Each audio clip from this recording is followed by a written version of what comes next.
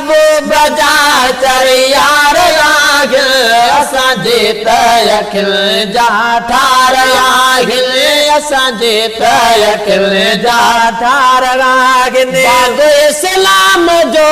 आबाद क्यों वा बेदीनन खे बर्बाद क्यों वा उहे महबूब जा उहे सरदार जा चर यार आगिल असांजे तयखिल जा ठार आगिल असांजे तयखिल जा ठार आगिल सिद्दीक़ सोणे डंग सटावा सिद्दीक़ सोणे डंग सटावा जान जुदा घरे वक्त कटावा जान जुदा घरे वक्त कटावा तने प्यारन ते असां इत्माद क्यों वा तने प्यारन ते असां इत्माद क्यों वा बेदीनन खे बर्बाद क्यों वा उहे महबूब जा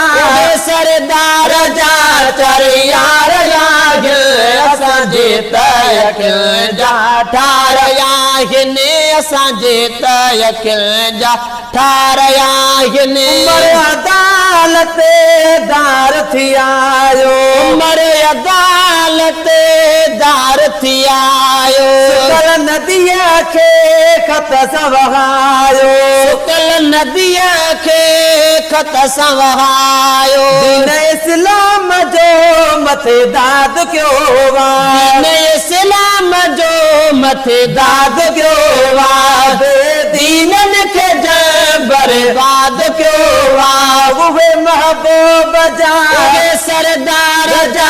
चर यार आगिल असांजे तयखिल जा ठार आगिल असांजे तयखिल जा ठार आगिल उस्मान जे घर में नबीअ जूं न्याणियूं उस्मान जे घर में नबीअ जूं न्याणियूं आयूं निकाह में मोहब बेईमानियूं आयूं निकाह में मोहब बेईमानियूं बाकी मुनकर जायो फसाद क्यों वा बाकी मुनकर जायो फसाद क्यों वा बेदीनन खे बर्बाद क्यों वा उहे महबूब जा उहे सरदार जा चर यार आगिल असांजे तयखिल जा ठार आगिल असांजे तयखिल जा ठार आगिल शाम ॿुधाया शान अलीअ जो शाम ॿुधाया शान अलीअ जो उम्मत ते आगे शान अलीअ जो उम्मत ते आगे शान अलीअ जो जन कुर्बान घरो औलाद क्यों वा जन कुर्बान घरो औलाद क्यों वा बेदीनन खे बर्बाद क्यों वा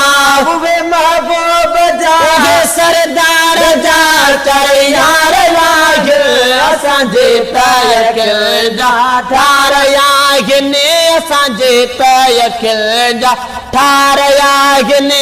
ठार सजण जे सीजियंदासी ठार सजण जे सीजियंदासी प्यारन जी तारीफ़ कंदासी प्यारन जी तारीफ़ कंदासी सच्चा आगिल असांखे इत्माद क्यों वा बेदीनन खे बर्बाद क्यों वा उहे महबूब जा उहे महबूब जा चर यार आगिल असांजे तयखिल जा ठार आगिल असांजे तयखिल जा ठार आगिल।